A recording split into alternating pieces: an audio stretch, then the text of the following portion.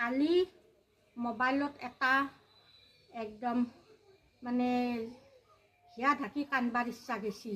নাবালক এটা পলিথিনত ভৰে থৈ এই দোকানত না ক'ত তাতে ফেলে থৈ গেছি। ইমান দুখ লাগছে, কিমান হিয়া বিদাৰক কাহিনী।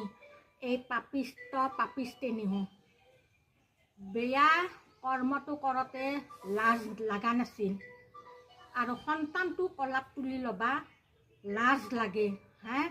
চালা চলিৰ কাৰণে মানুহে দিন ৰাতি ভগৱানৰ ওচৰত আচুল পাতি কান্দি আছে, দেৱ দেৱীক পূজা কৰিছে, কত কিমানে কি কৰি থাকানে সন্তান এটাৰ কাৰণে। আৰু তহঁত চালা হাৰাম জাদি দিও পাই ফেলে সন্তান এটা কলাত পাই ফেলে তহঁতে চালা থহাত ভৰে থৈ যা। তহঁতৰ এই মাথাত মাল আছে না নাই, দুখ বেদনা আছে না নাই? কামটো কৰোঁতে আৰাম লাগছিল, তেতিয়া লাজ লগা নাছিল। আৰু সন্তানটো কলাত ল'বা লাজ লাগে। চালা ভাষা নাই, চলিটোক চাই ইমান বেয়া লাগছি। চালা পাপিষ্টেনি হুন যদি অলপ পাপ থাকবাই নৰা, পাপ গেলা ল'বাই নৰা, তেনেহ'লে মচিলি কিয় হেলাখান কৰি? দহটোৰ মত ভাবা লাগছিল ৰয় এই কৰ্মটো গ'লে এনে হ'ব, গতিকে এই কৰ্ম কৰাৰ আগতে গাঁঠি ল ভাল, মিলন হ ভাল, বিয়া বিহু হৈ ফেলে।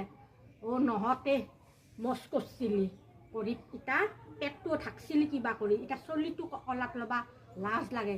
চাই থাক সেই চলি এদিন মানুহ হ'ব। তহঁতৰ পাপিষ্টেনিৰ দোষে ভগৱানে শাস্তি দিব, কিন্তু মানুহে শাস্তি দিব নোৱাৰে। কাৰণ এইখন অসমত মানুহক ন্যায় দিয়া মানুহ ইয়াত নাই। কাৰণ জুবিন বপাৰ নিচিনা মানুহে ন্যায় নাপলাক।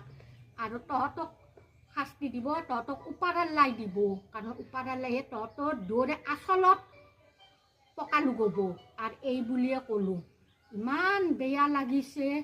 আৰু সেই চলি একদিন বেছি তহঁতে নিউজ লাই পেলাই কান্দবি, সন্তান এটা মোৰ হাৰৈছিল, অমুক হৈছিল, ভোক হৈছিল। চাই থাক এদিন সেই সন্তানে দেশ উজলিব।